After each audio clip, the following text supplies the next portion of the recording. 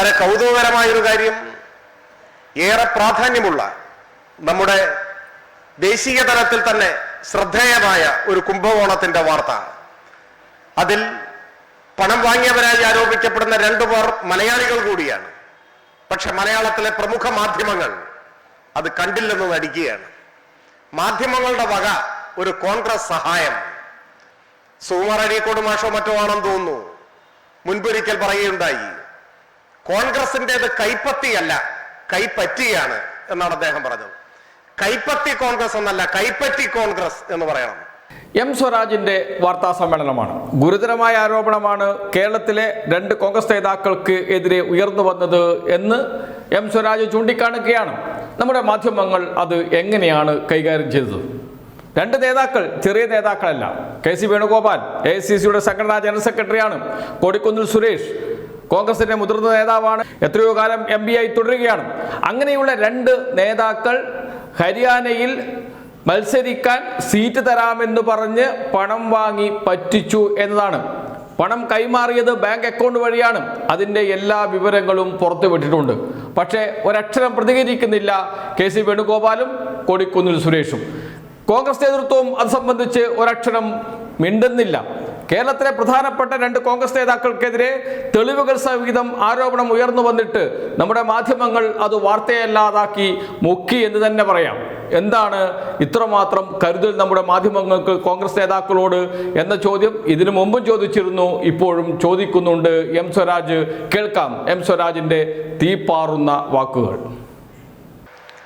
ഇപ്പോ ഭരണം നഷ്ടപ്പെട്ടപ്പോൾ പണമുണ്ടാക്കാനായി കോൺഗ്രസിന്റെ നേതാക്കൾ കണ്ടെത്തിയിട്ടുള്ള മാർഗം സീറ്റുകൾ വിൽക്കുക എന്നതാണ്. നിയമസഭാ സീറ്റ് മുതൽ പാർലമെന്റ് സീറ്റും രാജ്യസഭാ സീറ്റുമെല്ലാം വിൽപ്പനയ്ക്ക് വെച്ചുകൊണ്ട് അഴിമതിയുടെ ഒരു പുതിയ മുഖം തുറന്നിരിക്കുകയാണ് രാജ്യത്തെ കോൺഗ്രസ്. കഴിഞ്ഞ ദിവസങ്ങളിൽ അതിന്റെ ഞെട്ടിപ്പിക്കുന്ന വിവരങ്ങളാണ് പുറത്തു വന്നത്. ഹരിയാനയിലെ സീറ്റ് കുംഭകോണവുമായി ബന്ധപ്പെട്ട വിവരങ്ങൾ. ഹരിയാനയിലെ മഹിളാ കോൺഗ്രസിന്റെ മുൻ സംസ്ഥാന ജനറൽ സെക്രട്ടറി സുചിത്ര ദേവിക്ക് മത്സരിക്കാൻ നിയമസഭാ സീറ്റ് നൽകാം എന്ന് വാഗ്ദാനം ചെയ്ത് 7 കോടിയോ മറ്റോ കോൺഗ്രസിന്റെ ദേശീയ നേതാക്കൾ കൈപ്പറ്റിയെന്നാണ് മഹിളാ കോൺഗ്രസ് നേതാവിന്റെ ഭർത്താവ് ഗൗരവ് കുമാർ പരാതി നൽകിയിരിക്കുന്നത്, വാർത്താ സമ്മേളനം നടത്തിയിരിക്കുന്നത്. കോൺഗ്രസിന്റെ ഏറ്റവും ഉന്നതരായ നേതാക്കൾ പ്രിയങ്ക ഗാന്ധിയും കെ.സി. വേണുഗോപാലും കൊടിക്കുന്നിൽ സുരേഷുമാണ് ആരോപണ വിധേയരായിട്ടുള്ളവർ. ഇപ്പൊ പോലീസ് കേസെടുത്തിരിക്കുന്നു. ഇത് സംബന്ധിച്ച് കേവലം ഒരു ആരോപണം മാത്രമല്ല എന്ന് തെളിയിക്കുന്നതാണ് ഇത് സംബന്ധിച്ച മറ്റു വിവരങ്ങൾ. ഈ ആരോപണത്തെ സാധൂകരിക്കാൻ മതിയായ തെളിവുണ്ട് എന്നാണ് കാണുന്നത്. കെ.സി. വേണുഗോപാലിന്റെയും പ്രിയങ്ക ഗാന്ധിയുടെയും PA-മാരും അവർ നേരിട്ടും പണം കൈപ്പറ്റിയതായാണ് ആരോപണം. ഈ 2 പേരുടെയും PA-മാരെ താൽക്കാലികമായി മാറ്റി നിർത്തിയിരിക്കുന്നു എന്ന വാർത്തയും പുറത്തു വന്നു. അതൊരു കുറ്റസമ്മതമാണ്. ഗൗരവ് കുമാറിന്റെ ആരോപണത്തെ സാധൂകരിക്കുന്നതാണ് ഈ നടപടി. PA വഴി പണം കൈപ്പറ്റി എന്നതിന്റെ തുറന്ന കുറ്റസമ്മതമാണ്. ആരോപണം നേരിടുന്ന മൂന്നാമനെ സംബന്ധിച്ചാണെങ്കിൽ മകന്റെയും PA-യുടെയും അദ്ദേഹത്തിന്റെ തന്നെയും ബാങ്ക് അക്കൗണ്ടുകളിലേക്ക് പണം നിക്ഷേപിച്ചുവെന്നാണ്. ഗൗരവ് കുമാർ തെളിവുകളുടെ ഭാഗമായി വാട്സാപ്പ് ചാറ്റുകളും മറ്റും പുറത്തുവിട്ടു. ബാങ്ക് അക്കൗണ്ടിൽ നിക്ഷേപിച്ചതിന്റെ രേഖാപരമായ തെളിവുകൾ, ആശയവിനിമയം നടത്തിയതിന്റെ വാട്സാപ്പ് ചാറ്റുകൾ, ഇതെല്ലാം തെളിവുകളായി ഇന്ന് രാജ്യത്തിന്റെ മുൻപിലുണ്ട്. ഈ ആരോപണങ്ങളെ ശരിവെക്കും വിധം AICC ജനറൽ സെക്രട്ടറിയായ കെ.സി. വേണുഗോപാലും പ്രിയങ്ക ഗാന്ധിയും അവരുടെ PA-മാരെ തൽക്കാലത്തേക്ക് മാറ്റി നിർത്തിയതായും വാർത്ത കാണുന്നു. അപ്പോൾ ഈ കുംഭകോണം സ്ഥിരീകരിക്കപ്പെട്ടിരിക്കുന്നു. ഇതിലിനി ആരോപണമെന്ന് പറയാനാവില്ല, ഒരു വസ്തുത, ഒരു യാഥാർത്ഥ്യം. ഇത് തീർത്തും ഒറ്റപ്പെട്ടൊരു അനുഭവമല്ല. ഇപ്പോ ബീഹാറിൽ നിന്നും ഇതേ പരാതി പുറത്തു വരുന്നു. ഇന്ന് വാർത്ത അതാണ്. ബീഹാറിൽ കോൺഗ്രസ് മത്സരിച്ച സീറ്റുകളിൽ 90% പരാജയപ്പെടുകയാണ് ചെയ്തത്. അങ്ങനെ 90% സീറ്റുകളിലും പരാജയപ്പെടാൻ കാരണം യാതൊരു സ്വീകാര്യതയും യോഗ്യതയും ഇല്ലാത്തവരെ പണം വാങ്ങി സീറ്റ് കൊടുത്തത് കൊണ്ടാണ് എന്നാണ് ആരോപിക്കപ്പെടുന്നത്. കോൺഗ്രസിന്റെ ഒരു MLA തന്നെയാണ് ഈ ആരോപണം, ഈ പരാതി ഉന്നയിക്കുന്നത്. രാഹുൽ ഗാന്ധിയുടെ ശ്രദ്ധയിൽ ഈ കാര്യങ്ങൾ പെടുത്തുകയും നടപടി ഉണ്ടാവുമെന്ന് പറയുകയും ചെയ്തിട്ടും ഒരു നടപടിയും ഉണ്ടായിട്ടില്ല എന്നാണ് പറയുന്നത്.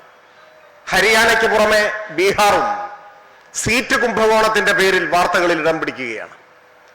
വളരെ കൗതുകകരമായൊരു കാര്യം, ഏറെ പ്രാധാന്യമുള്ള നമ്മുടെ ദേശീയ തലത്തിൽ തന്നെ ശ്രദ്ധേയമായ ഒരു കുംഭകോണത്തിന്റെ വാർത്ത, അതിൽ പണം വാങ്ങിയവരായി ആരോപിക്കപ്പെടുന്ന 2 പേർ മലയാളികൾ കൂടിയാണ്. പക്ഷെ മലയാളത്തിലെ പ്രമുഖ മാധ്യമങ്ങൾ അത് കണ്ടില്ലെന്ന് നടിക്കുകയാണ്.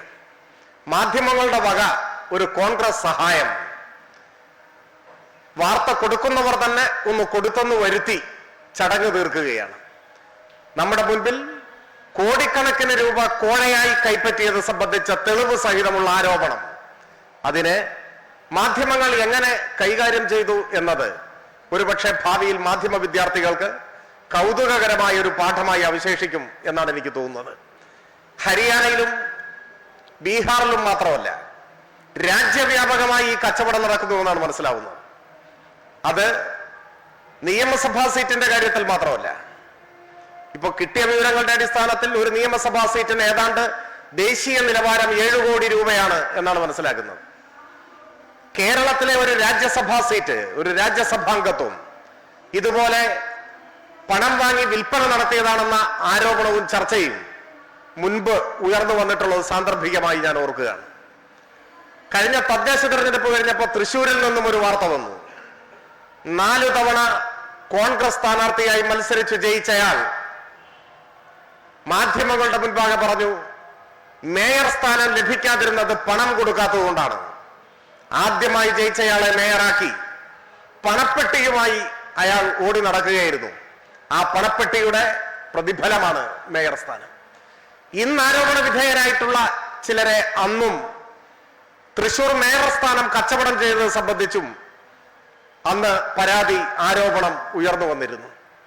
അപ്പോ പഞ്ചായത്ത് മുതൽ പാർലമെന്റ് വരെ സീറ്റ് വിൽക്കുന്ന പാർട്ടിയായി കോൺഗ്രസ് മാറി. മോഷ്ടാക്കളുടെ ദേശീയ പാർട്ടി എന്ന നിലയിലാണിന്ന് കോൺഗ്രസ് പ്രവർത്തിച്ചുകൊണ്ടിരിക്കുന്നത്. കോഴയെല്ലാം കൈപ്പറ്റുക, എല്ലാ വെട്ടിപ്പും നടത്തുക, പണം കോഴയായി കൈപ്പറ്റുന്ന ഒരു പാർട്ടിയായി കോൺഗ്രസ് മാറി.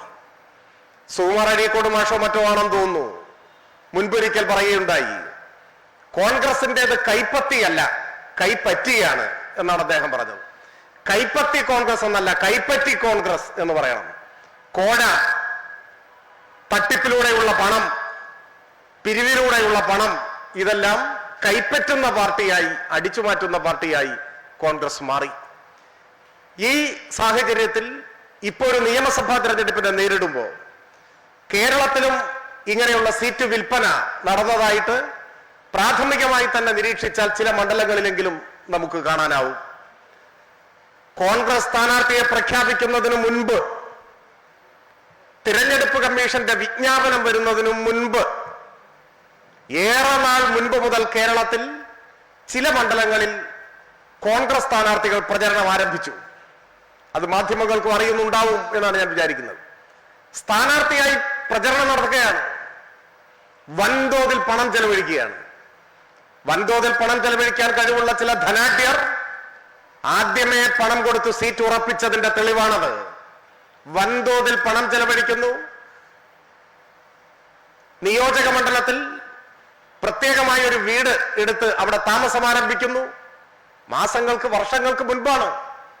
2 വർഷമൊക്കെയായി സീറ്റ് വിലയ്ക്ക് വാങ്ങി ഇങ്ങനെ മത്സരരംഗത്ത് സ്ഥാനാർത്ഥിയായി നിൽക്കുന്നവരെ നമുക്ക് കാണാൻ പറ്റും. അപ്പോ കേരളത്തിൽ എത്ര സീറ്റ് വിറ്റു, എത്ര പണം അതുവഴി കിട്ടി എന്നുള്ളത് ഒരു പക്ഷേ ഭാവിയിൽ വാർത്തകളായി തെളിവുകൾ സഹിതം പുറത്തു വന്നേക്കാം. ജനാധിപത്യത്തെ മലീമസമാക്കുന്ന, തെരഞ്ഞെടുപ്പുകളെ കുംഭകോണം നടത്താനുള്ള അവസരമായി മാറ്റുന്ന കോൺഗ്രസിനെതിരായി എല്ലാ ജനാധിപത്യ വിശ്വാസികളും രംഗത്ത് വരേണ്ട ഒരു സമയമാണിത്. ഈ തരത്തിൽ ഹരിയാനയിലും ബീഹാറിലും കേരളത്തിലുമെല്ലാം സീറ്റ് വിറ്റ് തീർത്തും പ്രതിലോമകരമായ ഒരു രാഷ്ട്രീയ സംസ്കാരത്തിന് നേതൃത്വം കൊടുക്കുന്ന കോൺഗ്രസിനെതിരായി സത്യസന്ധമായ രാഷ്ട്രീയം ഉയർത്തിപ്പിടിക്കുന്നവരും സാംസ്കാരിക നായകരും എല്ലാം പ്രതികരിക്കേണ്ടതാണ്, രംഗത്ത് വരേണ്ടതാണ്. ഈ കോൺഗ്രസ് സംസ്കാരത്തിന്റെ ഭാഗമായാണ് വയനാട്ടിലെ ഇപ്പോഴത്തെ തട്ടിപ്പും നാം കാണേണ്ടത്. ഈ നിമിഷം വരെ എത്ര തുക പിരിച്ചെന്നോ ഏത് അക്കൗണ്ടിലാണ് പണമുള്ളതെന്നോ പറഞ്ഞിട്ടില്ല. KPCC പ്രസിഡന്റിന്റെയും പ്രതിപക്ഷ നേതാവിന്റെയും സംയുക്ത ബാങ്ക് അക്കൗണ്ടിൽ പണമുണ്ട് എന്ന് പറഞ്ഞത് ഇപ്പോൾ വിഴുങ്ങിയിരിക്കുകയാണ്. പച്ചക്കള്ളം പറഞ്ഞ് മലയാളിയുടെ ക്ഷമയെ പരീക്ഷിക്കുന്നവർ കുംഭകോണത്തിന്റെ വക്താക്കളായി നിൽക്കുകയാണ്. രാഷ്ട്രീയത്തെ മൂല്യവത്താക്കി മാറ്റാൻ കോൺഗ്രസിന്റെ ഈ അഴിമതിക്കെതിരായി, കുംഭകോണത്തിനെതിരായി എല്ലാ ജനാധിപത്യ വിശ്വാസികളും രംഗത്തിറങ്ങണമെന്ന അഭ്യർത്ഥനയാണ് നിങ്ങളിലൂടെ എനിക്ക് നടത്താനുള്ളത്. ഇത്രയുമാണ് പറയുന്നത്.